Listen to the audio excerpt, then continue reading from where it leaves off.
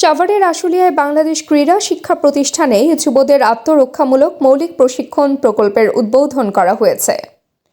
রবিবার দুপুরে যুব ক্রীড়া মন্ত্রণালয়ের উদ্যোগে এবং বিকেএসপি কর্তৃক আয়োজিত এই অনুষ্ঠানের প্রধান অতিথি ছিলেন মন্ত্রণালয়ের উপদেষ্টা আসিফ মাহমুদ সজীব ভূঁইয়া।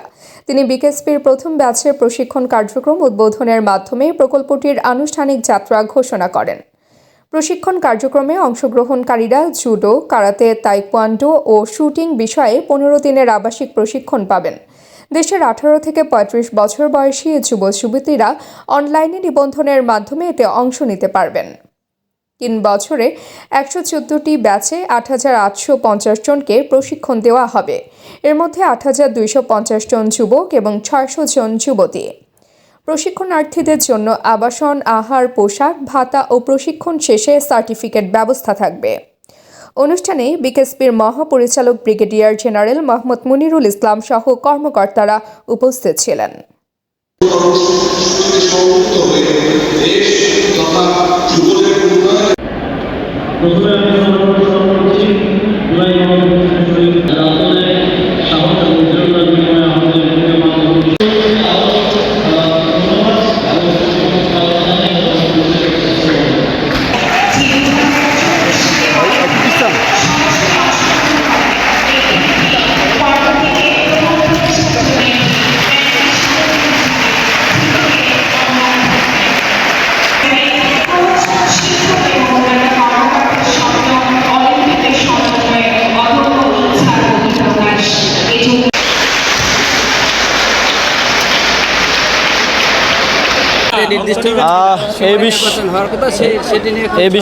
এই বিষয়ে আমি কোনো মন্তব্য করতে চাই না। এই বিষয়ে যারা সংশ্লিষ্ট কর্তৃপক্ষ আছে, নির্বাচন কমিশন সহ যারা আছেন, এবং আপনারা জানেন যে সংস্কারের বিষয়েও সরকারের দায়িত্বশীল যারা আছেন তারাই মন্তব্য করেন। ধন্যবাদ। তাবাসসুম হকানিকা, দৈনিক আজকের বাংলা।